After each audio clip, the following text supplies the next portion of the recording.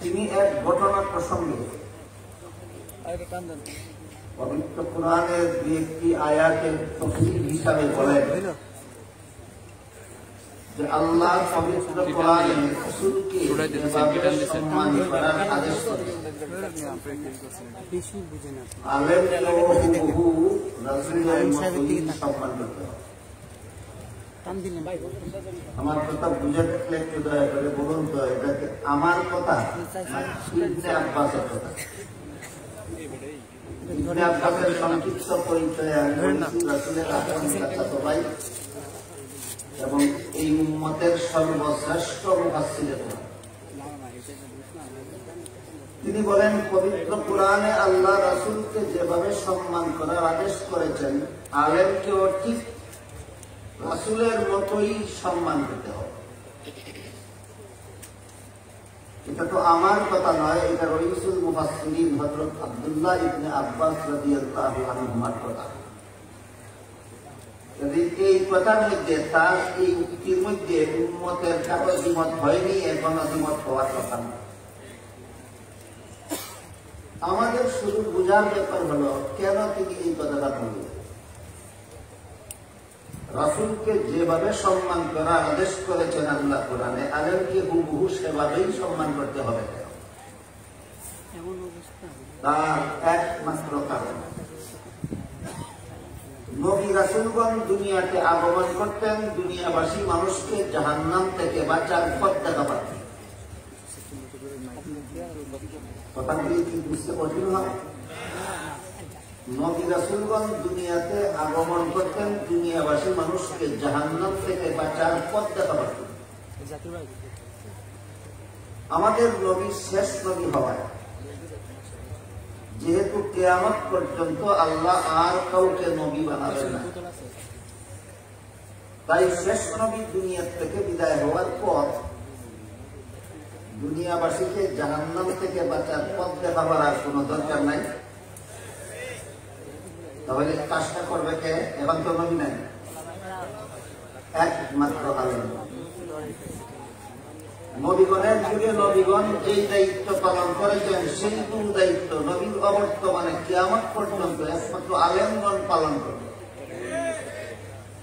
তাই নবীগণের যেই দায়িত্ব ছিল আলেমগণের যেহেতু সেই দায়িত্ব, এই জন্য ইবনে আব্বাস বলেন, নবীকে যেভাবে সম্মান করার আদেশ করেছেন আল্লাহ কোরআনে, আলেমকেও সেভাবেই সম্মান করতে হবে।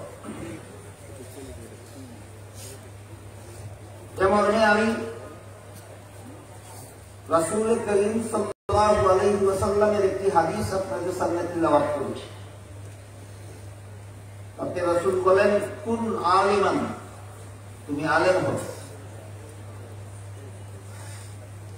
এটা হলো তোমার জন্য জাহান্নাম থেকে বাঁচার এক নম্বর পথ। আলেম হওয়া তোমার জন্য জাহান্নাম থেকে বাঁচার এক নম্বর পথ। তারপরে রাসূল বলেন, তোমার যদি আলেম হওয়ার সুযোগ না থাকে, অধিকাংশ মুসলমানেরই তো আলেম হওয়ার সুযোগ থাকে। বিভিন্ন মুসলমান বিভিন্ন পেশা নিয়ে জীবনভর ব্যস্ত থাকার কারণে অধিকাংশ মুসলমানেরই আলেম হওয়ার সুযোগ থাকে। তাই যাদের আলেম হওয়ার সুযোগ নাই তাদের উদ্দেশ্যে রাসূল বলেন, আউল মুতাআল্লিমান, আলেমের ছাত্র হও। আলেম হওয়ার সুযোগ যদি তোমার না থাকে তাহলে তুমি আলেমের ছাত্র হও। এটা তোমার জন্য জাহান্নাম থেকে নাজাতের 2 নম্বর পথ। যেভাবে আলেম হওয়ার সুযোগ থাকে না অনেকেরই, তেমনি ভাবে আলেমের ছাত্র হওয়ার সুযোগও তো অনেকেরই থাকে না। তার জন্য রাসূল বলেন, আও মুস্তামিআ, তোমার যদি আলেমের ছাত্র হওয়ার সুযোগ না থাকে তাহলে তুমি আলেমের কথা মনোযোগে শোনো। মনোযোগে শোনো মানে হলো আলেমের কথা মতো কাজ করো, আলেমের কথা মতো। সংসারের কাজ করতে হলো কিভাবে করলে শুদ্ধ হবে, কিভাবে করলে অশুদ্ধ হবে, কিভাবে করলে হালাল হবে, কিভাবে করলে হারাম হবে, সেটা আলেমের কাছ থেকে শুনে করো।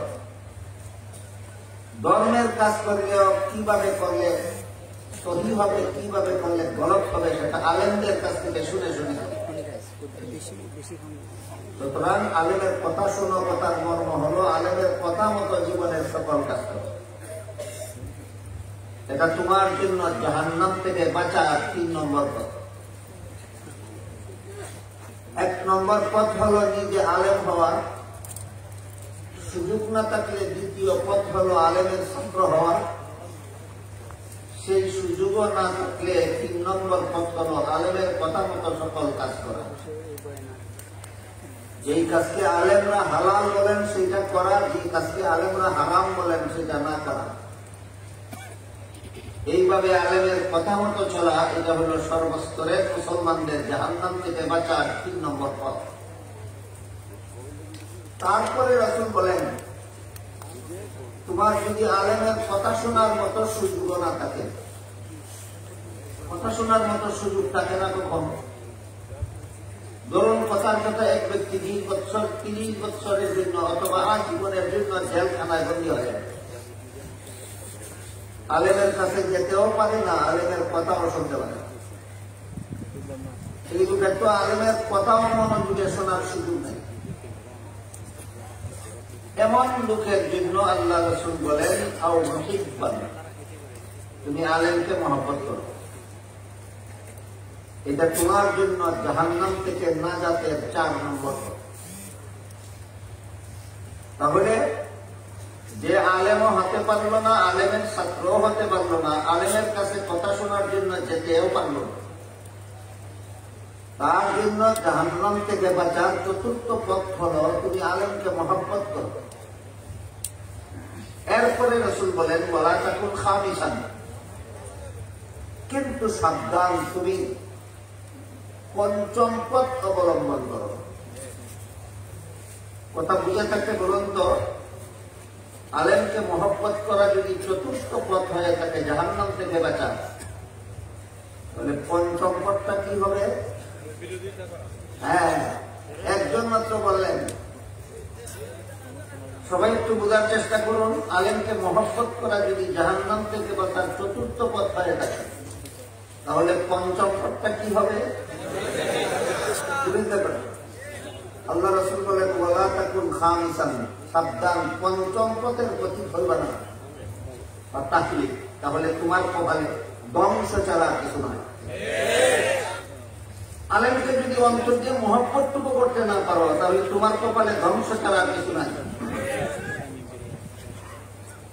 মুফাসসিরিনে কেরাম আলেমকে মহব্বত করলে নাজাতের ব্যবস্থা হয়, আর আলেমকে মহব্বত করতে না পারলে ধ্বংস ছাড়া কপালে কিছু নাই। এই কথাটা বোঝাবার জন্য মিশরের রাজা এবং রানীর ঘটনা আছে। মিশরের রাজা ছিল ফেরাউন আর রানী ছিল বিবি আসিয়া। শিশু মুসাকে কুলে নিয়ে বিবি আসিয়া ফেরাউনের কাছে গিয়ে বললেন, স্বামী স্ত্রী তো, ফেরাউন আর আসিয়া স্বামী স্ত্রী। বিবি আসিয়া শিশু মুসাকে কুলে নিয়ে ফেরাউনের কাছে গিয়ে বললেন, এই শিশুটাকে আমার মহব্বত লাগে, আমি লালন পালন করতে চাই। মুফাসসিরিনে কেরাম লেখেন, এই একটি কথার কারণে আমার মহব্বত লাগে, এই একটি কথার কারণে আল্লাহ বিবি আসিয়াকে ইমানদার অবস্থায় মরণ বরণের সৌভাগ্য দান করেছে। বিবি আসিয়া যখন বলেছিলেন এই শিশুটাকে আমার মহব্বত লাগে, সাথে সাথে ফেরাউন বলেছিল তোমার মহব্বত লাগতে পারে, আমার মহব্বত লাগে না। মুফাসসিরিনে কেরাম লেখেন, এই একটা কথার কারণে আমার মহব্বত লাগে না, এই একটা কথার কারণে মরণ কালে পর্যন্ত ফেরাউনের ঈমান নসিব হয় না। অনেক লম্বা ঘটনা, খুব 1 সাগর পানিকে 1 লুটার মধ্যে ঢুকিয়ে দেওয়ার মতো করে বলেছি। অনেক লম্বা ঘটনা, আমি 1 মিনিটে বলছি। শিশু মুসা সম্পর্কে বিবি আসিয়া বলেছিলেন আমার মহব্বত লাগে, এই জন্য ইমানদার অবস্থায় মরণ নসিব হয়েছে। সাথে সাথে ফেরাউন বলেছিল আমার মহব্বত লাগে না, এই জন্য বেঈমান অবস্থায় মরণ হয়েছে। ইবনে আব্বাস কি বলেছিলেন? নবীর বেলায় যেই কথা মনে নাই, কি বলেছিলেন? নবীর বেলায় যেই কথা, আলেমের বেলায় সেই কথা। সুতরাং আলেমের প্রতি যার অন্তরে মহব্বত থাকবে, বিবি আসিয়ার মতো ইমানদার অবস্থায় মরণ করবে। আলেমের প্রতি যার মহব্বত থাকবে না, আলেমের প্রতি যার অন্তরে মহব্বত লাগবে না, ফেরাউনের মতো বেঈমান অবস্থায় মরণ করবে। কোন সন্দেহ নেই। হ্যাঁ, কোন আলেম যদি কোন অপরাধ করে থাকেন, সত্যিই অপরাধ, যা শরীয়তের দৃষ্টিতে অপরাধ, ইসলামের বিধান মতে অপরাধ, সেই অপরাধের কারণে যদি একজন আলেমকে একজন মহব্বত করতে না পারে, এটা তার বেঈমান হয়ে মরণের কারণ হবে না। কিন্তু আলেম কোরআনের কথা বলার কারণে, হাদিসের কথা বলার কারণে, কোন আলেম আল্লাহর কথা, আল্লাহর রাসূলের কথা বলার কারণে, কোন আলেম ইসলামের বিধানের কথা বলার কারণে সেই আলেমের প্রতি যার অন্তরে ঘৃণার সৃষ্টি হবে, সেই আলেমের প্রতি যারা বিশুদ্ধার করবে, সেই আলেমকে যারা তিরস্কার নিন্দাবাদ করবে, আল্লাহর রাসূল বলেন, ফাতাহলিক, তোমার কপালে ধ্বংস ছাড়া কিছু নাই, তোমার কপালে ধ্বংস ছাড়া আর কিছু নাই। নবীগণের বেলায়ও দেখা গেছে, নবীগণ যখন জগৎবাসী মানুষকে জাহান্নাম থেকে বাঁচার পথ দেখাতেন, এই কিন্তু নবীগণ এবং আলেমগণের কাজ। আগেই বলেছি, জগৎবাসী মানুষকে জাহান্নাম থেকে বাঁচার পথ দেখানো নবীগণের কাজ ছিল। এখন নবী নাই, এখন আলেমগণের একই কাজ। নবীগণ যখন সমাজের মানুষকে জাহান্নাম থেকে বাঁচার পথ দেখাতেন, এটা কি দুশ্মনী করতেন না হিতাকাঙ্ক্ষা? মানুষকে জাহান্নাম থেকে বাঁচার পথ দেখানি কি শত্রুতামি না বন্ধুত্ব? নবীগণ যখন সমাজের মানুষকে জাহান্নাম থেকে বাঁচার পথ দেখাতেন, তখন সমাজের কিছু লোক নবীগণের বিরুদ্ধে দুশ্মনী শুরু করে। হযরত ইব্রাহিম আলাইহিস সালামের ঘটনা আপনারা জানেন। নমরুদকে জাহান্নাম থেকে বাঁচার পথ দেখালেন, নমরুদ ইব্রাহিমকে অগ্নিকুণ্ডে নিক্ষেপ করল। কোন কারণে? ইব্রাহিম আলাইহিস সালাম নমরুদের সম্পত্তি দখল করেছিলেন? রাজত্ব নিয়ে যেতে চেয়েছিলেন? কোন ধন সম্পদ নিয়ে যেতে চেয়েছিলেন? ইব্রাহিম আলাইহিস সালাম নমরুদের মাথায় লাঠি দিয়ে আঘাত করেছিলেন না তাকে জাহান্নাম থেকে বাঁচাতে চেয়েছিলেন? ইব্রাহিম নমরুদকে জাহান্নাম থেকে বাঁচাতে চাইলেন, আর সেটাকে এই অপরাধে অগ্নিকুণ্ডে নিক্ষেপ করে। হযরত মুসা আলাইহিস সালাম ফেরাউনকে জাহান্নাম থেকে বাঁচার পথ দেখালেন। ফেরাউন তার পূর্ণ সেনাবাহিনী নিয়ে হযরত মুসা আলাইহিস সালামকে তার বংশধর সহ জমিনের বুক থেকে মুছে ফেলার জন্য হামলা করে বসে। আল্লাহর কুদরতি ব্যবস্থায় আল্লাহ মুসা আলাইহিস সালামকে এবং তার কওমকে রক্ষা করলেন এবং ফেরাউনকে তার সেনাবাহিনী সহযোগিতা করলেন। মুহাম্মদুর রাসূলুল্লাহ সাল্লাল্লাহু আলাইহি ওয়াসাল্লাম আবু জাহালের মাথায় লাঠি আঘাত করেছিলেন। আবু জাহালের বাড়িঘর দখল করে ফেলেছিলেন। আবু জাহালের সর্দারি যখন দখল করতে চেয়েছিলেন, তাকে জাহান্নাম থেকে বাঁচার পথ দেখিয়েছিলেন। এই অপরাধে কি করেছিল? ৯৫০ সন্ত্রাসী নিয়ে মদিনার পথে রওনা হলো, হামলা করে মুহাম্মদুর রাসূলুল্লাহ সাল্লাল্লাহু আলাইহি ওয়াসাল্লামকে দুনিয়ার বুক থেকে মুছে ফেলেন। নবীগণের ইতিহাস থেকে এই কথা পরিষ্কারভাবে আমরা জানতে পারি। নবীগণ যেভাবে সমাজের মানুষকে জাহান্নাম থেকে বাঁচার পথ দেখাবার অপরাধে নমরুদ মার্কা, ফেরাউন মার্কা, আবু জাহাল মার্কা লোকেরা নবীর বিরুদ্ধে দুশ্মনী করেছিল, ঠিক তেমনি ভাবে আলেমগণ যখন সমাজের মানুষকে জাহান্নাম থেকে বাঁচার পথ দেখান, তখন এই সমাজে যে সমস্ত লোক নমরুদ মার্কা, ফেরাউন মার্কা, আবু জাহাল মার্কা লোকটাকে এর আলেমগণের বিরুদ্ধে শত্রুতা শুরু করে না। এদের মার্কা খুব পরিষ্কার।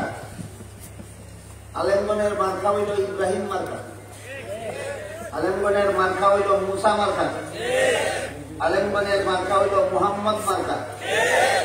আর আলেমগণের দুশ্মনীতে যারা লিপ্ত হয়, এদের মার্কা হইল নমরুদ মার্কা, ফেরাউন মার্কা, আবু জাহাল মার্কা। দুইটা পক্ষের মার্কা পরিষ্কার বুঝতে পেরেছেন?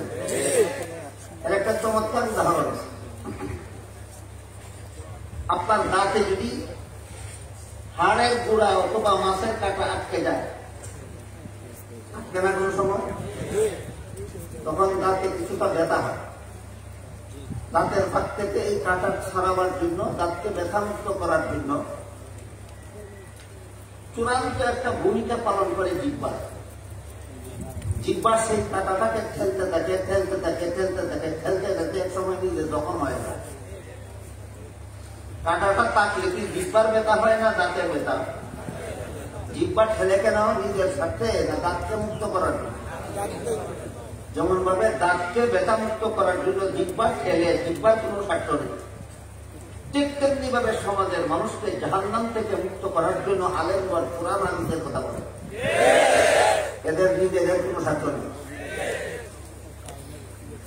কিন্তু সেই দাঁত যদি কোনোদিন সুযোগ মতো জিহ্বাকে পায়, বুঝলেন কথা, যে দাঁতকে এই ব্যথামুক্ত করার জন্য জিহ্বা তার দাঁতের ফাঁকের কাঁটাকে ফেলতে ফেলতে দিতে জখম হয়ে গেল, সেই জিহ্বাকে দাঁত যদি কোনোদিন সুযোগ মধ্যে পায় তাহলে কামড় মেরে কেটে ফেলে কিনা? এইটার নাম হলো নিমক হালাল। নিমক হালাল। তাহলে দাঁতে জিহ্বার সাথে কি করে? নিমক হারামি করে। ঠিক তেমনি ভাবে নমরুদ মার্কা, ফেরাউন মার্কা, আবু জাহাল মার্কা লোকেরা আলেমদের সাথে দাঁতের ভূমিকা পালন করে। কিসের ভূমিকা? এরা সমাজের নিমক হারাম ছাড়া আর কিছু নয়। আমাদের সমাজের, বর্তমান সমাজের মুসলমানদের মধ্যে দেখা যায় আলেম যখন সমাজকে জাহান্নাম থেকে বাঁচার পথ দেখাবার ব্যবস্থা হিসেবে আল্লাহ এবং আল্লাহর রাসূলের ঘোষিত কোন হারামকে যখন হারাম বলে, তখন সমাজের মানুষকে তিন ভাগে বিভক্ত হতে দেখা যায়। আলেমগণ যখন কুরআন হাদিসের দ্বারা সুস্পষ্টভাবে প্রমাণিত কোন হারামকে যখন হারাম বলে, তখন বর্তমানে আমাদের সমাজের মানুষকে কত ভাগে বিভক্ত হতে দেখা যায়? তিন ভাগে বিভক্ত হতে দেখা যায়। একদল আলেম যেহেতু হারাম বলেছেন আর হারাম কাজ করলে জাহান্নামের শাস্তি ভোগ করতে হবে, সেই ভয়ে তারা তাদের কৃত অপরাধ থেকে নিজেকে নিজে শুধরিয়ে নেয়, হারাম থেকে তওবা করে হারাম কাজের কাছে আর হারাম কাজে আর প্রত্যাবর্তন করে, নিজেকে নিজে সংশোধন করে। এদের ব্যাপারে আল্লাহ পাক রব্বুল আলামিন বলেন, ফামান জাআহু মাউইযাতুন মিন রাব্বিহি ফান্তাহা ফালাহু মা সালাফ। সুদের বিবরণ দিতে গিয়ে আল্লাহ পাক রব্বুল আলামিন বলেন, আল্লাহর পক্ষ থেকে যেহেতু আল্লাহর পক্ষ থেকে যখন এই সুদের অবৈধতার উপদেশ আসলো, তখন যারা যথারীতি তওবা করে সুদের কারবার ছেড়ে দিল, আল্লাহ বলেন তাদের অতীতের সুদের কারবারের গুনাহ আমি মাফ করে দিলাম। ঠিক তেমনি ভাবে আমাদের সমাজের যে সমস্ত সাধারণ মুসলমানেরা আলেমগণ কুরআন হাদিসের ভিত্তিতে কোন কাজকে হারাম বলেন, এই হারাম বলার কারণে যারা জাহান্নাম থেকে বাঁচার জন্য যথারীতি তওবা করে হারাম কাজটা ছেড়ে দেয়, তাদের জন্য আল্লাহর এই ঘোষণা চিরন্তন, আল্লাহ তাদের অতীতের গুনাহ মাফ করে দেন। যেমন একদল আলেমগণ কোন হারামকে হারাম বললে আমাদের সমাজের মানুষ তিন দলে বিভক্ত হয়। এই তিন দলের মধ্যে এই দল হইল প্রথম দল। এদের সংখ্যা খুব কম, এদের সংখ্যা খুব কম। দ্বিতীয় দল হল, ধরুন কথার কথা সুদের ব্যাপার, আলেমগণ সুদকে হারাম বলে, এই কারণে সুদের কারবার ছাড়ে না, কিন্তু আলেমকে হারাম বললেন এই কারণে আলেমকে ঘৃণাও করে, যেহেতু এটা আলেমের নিজের কথা নয়, এটা আল্লাহর কথা। ঘৃণা কার কথাকে করবে? এই দল মুসলমানের সংখ্যা আমার ধারণা মতে আমাদের সমাজে বেশি। আলেমগণ কুরআনের রেফারেন্স দিয়ে বললেন আল্লাহ কুরআনে সুদের কারবারকে হারাম বলেছেন। সব মুসলমান শুনে, সব মুসলমান জানে, কিন্তু বেশিরভাগ মুসলমান এই সুদের কারবার হারাম জানা সত্ত্বেও এই কারবারটা ছাড়ে না। তবে আলেমগণ যে হারাম বলেন, এই জন্য আলেমগণের নিন্দাবাদও করে না, তিরস্কারও করে না। সুদকে হারাম বলার কারণে আলেমকে গালি গালাজও করে না, ঘৃণাও করে। এদের দুইটা বিশেষণ, একটা এদের দোষ আর একটা এদের গুণ। এদের একটা দোষও আছে, একটা গুণও আছে। এদের দোষটা কি? হারামকে হারাম জানার পরও এটা ছাড়লো না, এটা তাদের দোষ। কিন্তু তার পেশাটাকে আলেমগণ হারাম বলার কারণে আলেমকে নিন্দাবাদও করলো না, এটা কিন্তু গুণ। আলেমকে যে তিরস্কার করলো না হারামকে হারাম বলার কারণে, এটা কিন্তু তার গুণ, বিরাট বড় গুণ। আমাদের বুঝার ব্যাপার তার দোষের পরিণতি কি আর গুণের ফলাফলটা। তুমি সুদের কারবার হারাম জানার পরও তুমি সুদের কারবার ছাড়োনি, এই দোষের কারণে তোমাকে জাহান্নামে যেতে হবে। কিন্তু আলেমকে ঘৃণা করোনি, তোমার ঈমান হেফাজত করেছ। আলেমকে ঘৃণা করলে, আলেমকে নিন্দা করলে, আলেমকে তিরস্কার করলে, কুরআন হাদিসের পর কথা বলার কারণে আলেমকে গালিগালাজ করলে, সেই গালিগালাজ আলেমকে করা হয় না, সেই গালিগালাজ আল্লাহ এবং আল্লাহ রাসূলকে করা হয়। এই জন্য আলেমকে গালি দিলে ঈমান ধ্বংস হয়ে যায়। সে আলেমকে গালিগালাজ না করে ঈমানকে রক্ষা করলো, এই জন্য সুদের কারবার না ছাড়ার কারণে জাহান্নামে গেলেও এক সময় তার জাহান্নামের শাস্তি শেষ হয়ে জাহান্নাম থেকে মুক্ত হয় না। যে লোকে সুদ হারাম আলেমের মুখে শুনলো, সুদ হারাম জানার পরেও সুদের কারবার ছাড়লো না, আলেমকে ঘৃণাও করলো না, তার একটা দোষ আছে, একটা গুণ আছে। দোষের কারণে জাহান্নামে যেতে হবে, আর আলেমকে ঘৃণা না করার কারণে একদিন জাহান্নাম থেকে মুক্ত হয়ে যাবে। আলেমকে তিরস্কার না করার কারণে একদিন জাহান্নাম থেকে মুক্ত হয়ে যাবে। দ্বিতীয় দল, আমাদের সমাজে এই দ্বিতীয় দলের সংখ্যা বেশি। আমাদের সমাজে দ্বিতীয় দলটার সংখ্যা বেশি। আরেক দল, আলেমগণ যখন কোরআন হাদিসের ভিত্তিতে কোন হারামকে হারাম বলেন, হারামটা তো ছাড়েই না, হারামকে কেন হারাম বললেন এই জন্য আলেমের বিরুদ্ধে যত সব বিশুদ্ধার করা শুরু করলেন।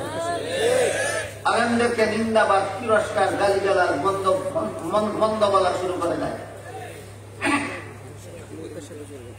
এই গালিগালাজের দ্বারা তাদের ঈমান ধ্বংস হয়ে যায়। যে আলেমকে মহব্বত না করলে ঈমান নসিব হয় না মরণকালে, আগেই বলেছি, মনে আছে কি? যে আলেমকে মহব্বত না করলে মরণকালে ঈমান নসিব হয় না, সে আলেমকে গালিগালাজ, তিরস্কার, সেই আলেমকে নিন্দা করলে কেমন ঈমান নিয়ে মরতে পারে মনে করেন? এদের বেঈমান অবস্থায় মরণ হয়। এইরকম আলেমরা কোরআন হাদিসের ঘোষিত হারামকে হারাম বলার কারণে যারা এটাকে বৈধ, অবৈধকে বৈধ সাব্যস্ত করার জন্য যারা চাপাবাজি শুরু করে দেয়, এদের একটা উদাহরণ ওই সুদ সংক্রান্ত আয়াতের শেষের দিকে আল্লাহ বলেন, ওমান আদা ফাউলাইকা আসহাবুন নারি হুম ফিহা খালিদুন। আল্লাহর পক্ষ থেকে সুদের কারবারকে হারাম ঘোষণা দেওয়ার পরও যারা এটার বৈধতা প্রমাণের জন্য চাপাবাজি করবে, এরা হবে চিরস্থায়ী জাহান্নামী। কতদিনের জাহান্নামী? এখানে লক্ষণীয় ব্যাপার হল, সুদকে হারাম জেনে সুদের কারবারে লিপ্ত থাকলে চিরস্থায়ী জাহান্নামী হয় না, দীর্ঘমেয়াদী জাহান্নামী হয়। সুদের কারবারকে হারাম জানে, তারপরও সুদের কারবার ছাড়ে না। এটা এমন পাপ, এমন গুনাহ যে গুনার কারণে দীর্ঘমেয়াদী জাহান্নামী হয়, কিন্তু চিরস্থায়ী জাহান্নামী হয় না। কিন্তু সুদের কারবারকে বৈধ প্রমাণের অপচেষ্টায় যখন মেতে উঠে, তখন আর ঈমান থাকে না, তখন চিরস্থায়ী জাহান্নামী সাব্যস্ত হয়ে যায়। সুদের উদাহরণ বুঝে থাকলে আর একটা উদাহরণ বুঝে আশা করি আপনাদের জন্য সহজ হবে। সেটা হল আল্লাহ রাব্বুল আলামিন পবিত্র কোরআনের এক আয়াতে বলেন, ইন্নামাল খামরু ওয়াল মাইসিরু ওয়াল আনসাবু ওয়াল আজলাম ওয়াল আনসাবু রিজসুম মিন আমালিশ শাইতানি ফাজতানিবু। মদ, জুয়া, লটারি, মূর্তি, নাপাক শয়তানের কাজ। মদ নাপাক, পান করা শয়তানের কাজ। জুয়া খেলা অপবিত্র খেলা, শয়তানের কাজ। লটারি খেলা অপবিত্র খেলা, শয়তানের কাজ। আর কোন প্রাণীর দেহের কাঠামো বানানো, যেটাকে মূর্তি বলা হয়। প্রাণীর দেহের কাঠামোকে কি বলে? ছাগলের কাঠামো বানালে ছাগলের মূর্তি, হাতির কাঠামো বানালে হাতির মূর্তি। মানুষের কাঠামো বানালে মানুষের মূর্তি।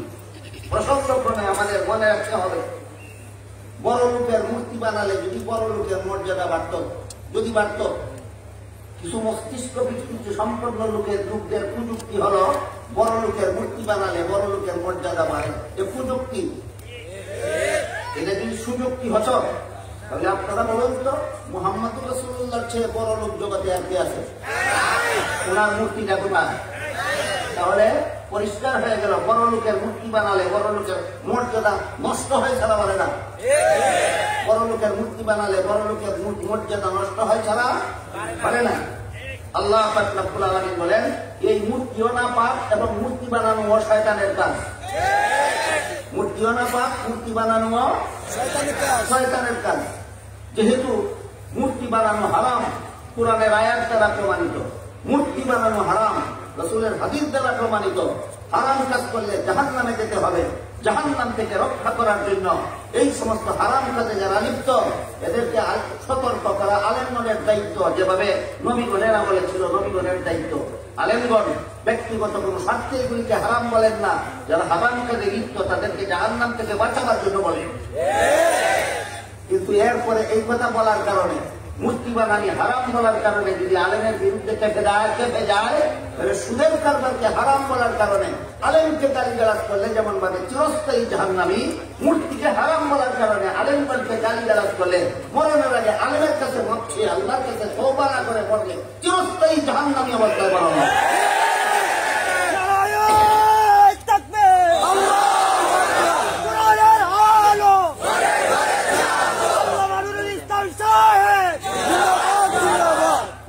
এবার আমি আলেমদেরকে মহব্বত কেন করব, এর একটা যুক্তি।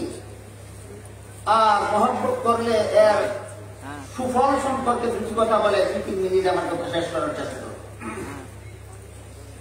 ধরুন একটা ছেলে তার মায়ের গর্ভে থাকা অবস্থায় তার বাবা মারা গেল, জন্মগ্রহণ করার পরে কি বাবাকে দেখতে পেল? তাকে লালন পালন করলো তার চাচা, লেখাপড়া করালো চাচা, মানুষ রূপে গড়ে তুললো চাচা। এই কাজগুলি আসলে কাজ ছিল। এই এতিম ছেলেটাকে যদি তার বাবা থাকতো তাহলে লালন পালন করা বাবার দায়িত্ব ছিল। বাবা থাকলে তাকে লেখাপড়া করিয়ে মানুষ রূপে গড়ে তোলা দায়িত্বটা ছিল বাবা। বাবা না থাকার কারণে কাজটা করে দিল কে? চাচা। এই ছেলেটার জন্য কি উচিত নয় চাচাকে বাবার মতো সম্মান করা? উচিত নয়। কেন? বাবার কাজ করে দিয়েছে চাচা, চাচা হওয়া সত্ত্বেও বাবার কাজ করে দিয়েছে। এই জন্য ছেলেটার জন্য উচিত তার চাচাকে হুবহু বাবার মতো সম্মান করা। এই জন্য ইবনে আব্বাস বলেন, আল্লাহ পবিত্র কোরআনে নবীকে যেভাবে সম্মান করার আদেশ করেছেন, আলেমকে হুবহু নবীর মতো সম্মান করতে হবে। যেন আলেমকে নবীর মতো সম্মান করতে হবে, কথাটা ইবনে আব্বাস বলেন। যুক্তি থাকে।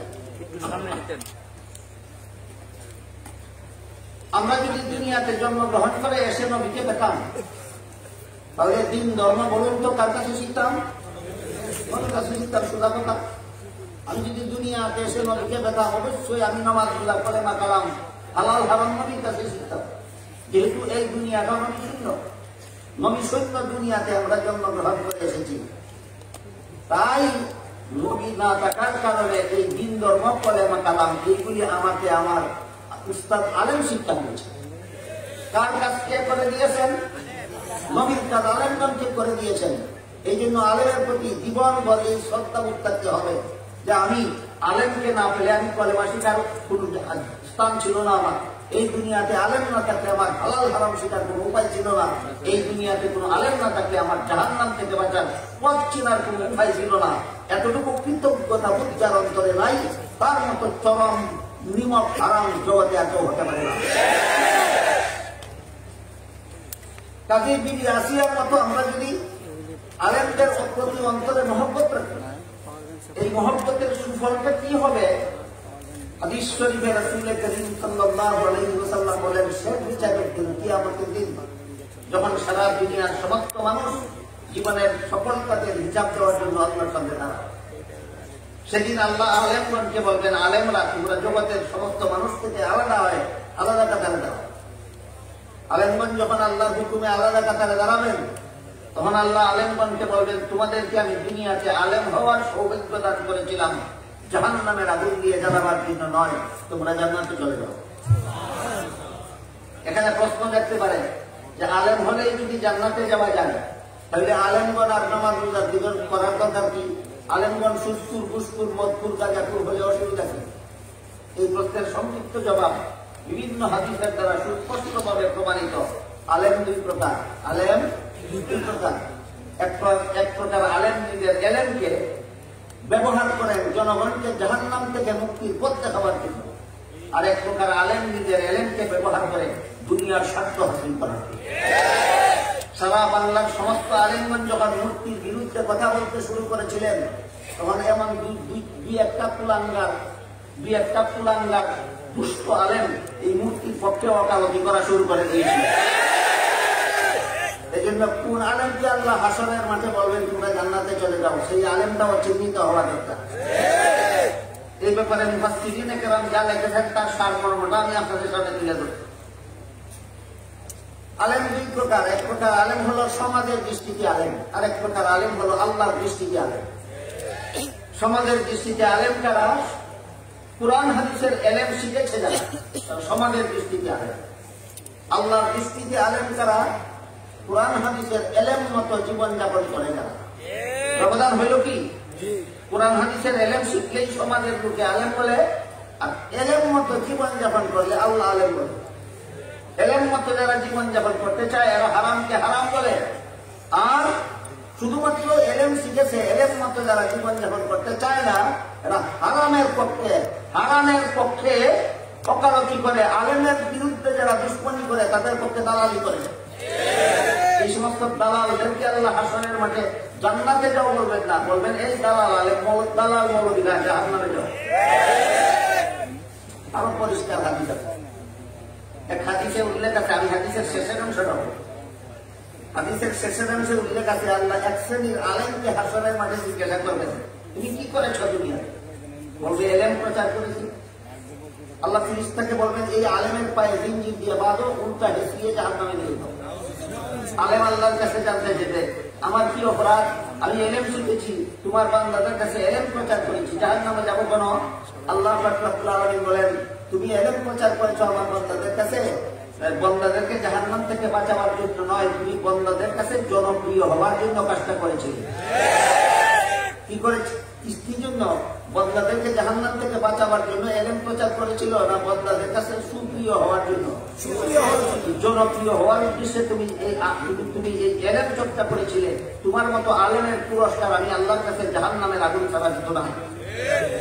সুতরাং বর্তমান প্রেক্ষাপটে বাংলাদেশে কোন কোন আলেম হক্কানি আর কোন কোন আলেম দুষ্ট, এটা দুধের দুধ পানির পানি আলাদাভাবে চিহ্নিত হয়ে গেছে। চিহ্নিত হয়ে গেছে কিনা? তাই হাসরের মাঠে যে আল্লাহ আলেমদেরকে বলবেন তোমরা জান্নাতে যাও, এবার বলুন দ্বিতীয় প্রকার দুষ্টদেরকে বলবেন, দালালদেরকে বলবেন। মূর্তির পক্ষে যে সমস্ত মৌলবী দালালি করে এই সমস্ত দালালদেরকে বলবেন জান্নাতে যাও, জাহান্নামে যাও। এই সমস্ত দালালদেরকে বলবেন তোমরা জাহান্নামে যাও। আর যে সমস্ত আলেমগণ কুরআনের হারামকে হারাম বলেছে, জনগণকে হারাম সম্পর্কে সতর্ক করেছে, আল্লাহ তাদেরকে বলবেন জান্নাতে যাও। হাদিস শরীফে আল্লাহ রাসূল আরো বলেন, আল্লাহর হুকুমে আলেমগণ যখন জান্নাতে যাবেন, তখন জান্নাতে যাওয়ার পথে কিছু গুনাহগার মুসলমান তাদেরকে ডাকবে, বলবে হুজুর আমি দুনিয়াতে আপনাকে এক গ্লাস পানি পান করেছি। বলুন একজন আলেমকে একজন সাধারণ মুসলমান পানি পান করায় দুশ্মনীর কারণে না মহব্বত? এটা কত নম্বর পথ ছিল? হ্যাঁ 4 নম্বর পথ। এক গ্লাস পানি পান করেছিল মহব্বতের কারণে, মানে সে 4 নম্বর পথের পথে। কত নম্বর পথের পথে? আল্লাহ রাসূল বলেন আরেকজন গুনাহগার মুসলমান জান্নাতে যাওয়ার পথে একজন আলেমকে ডেকে বলবে হুজুর আমি দুনিয়াতে আপনাকে একবার নুরুল খানির ব্যবস্থা করে দিয়েছিলাম, দুশ্মনীর কারণে না মহব্বতের কারণে, কিন্তু আমার গুনার কারণে আল্লাহ আমাকে আদেশ করেছেন জাহান্নামে যেতে। আল্লাহ রাসূল বলেন গুনাহগার মুসলমানের মুখে এই কথাটা শুনে আলেম তার নিজের জান্নাতে যাওয়া বিরতি দিয়ে দাঁড়িয়ে যাবে। আলেম মনে করবেন যে আমার জান্নাতে আমি করে যাই, শেষ চেষ্টা করে দেখি এই গুনাহগার মুসলমানটাকে জাহান্নাম থেকে বাঁচানো যায়। রাসূল বলেন সেই আলেম নিজের জান্নাতে যাওয়া বিরতি দিয়ে দাঁড়াবেন দাঁড়িয়ে আল্লাহকে বলবেন, আল্লাহ এই লোকটা ঠিকই বলেছে, আমাকে মহব্বত করতে বলেই এক গ্লাস পানি পান করিয়েছিল, আমাকে মহব্বত করতে বলেই একবার কুদুর পানির ব্যবস্থা করে দিয়েছিল। আল্লাহ তখন বলবেন, এদের গুনার কারণে আমি আদেশ করেছিলাম জাহান্নামে যেতে, কিন্তু আলেমরা তোমরা যেহেতু সাক্ষী দিলা, তোমাদের সাথে এদের মহব্বতের সম্পর্ক ছিল, তোমাদের সাক্ষীর কারণে আমি এদেরকে মাফ করে দিলাম। আলেমরা তোমরাও জান্নাতে যাও, এদেরকে সাথে নিয়ে যাও। সুতরাং আলেমদেরকে যত তিরস্কার করতে পারেন ততই মঙ্গল, আলেমদেরকে যত ঘৃণা করতে পারেন ততই মঙ্গল, আলেমদেরকে যত গালাগালি করতে পারেন ততই মঙ্গল, আর মূর্তির পক্ষে যত দালালি করতে পারেন ততই মঙ্গল না অমঙ্গল। আল্লাহ আপনাদের আমাদেরকে মঙ্গল অমঙ্গল বিষয়টা পরিষ্কার ভাবে বুঝার তৌফিক দান করুন। সুবহান রাব্বিকা রাব্বিল ইজ্জাতি আম্মা ইয়াসিফুন ওয়া সালামুন আলাল মুরসালিন আলহামদুলিল্লাহ।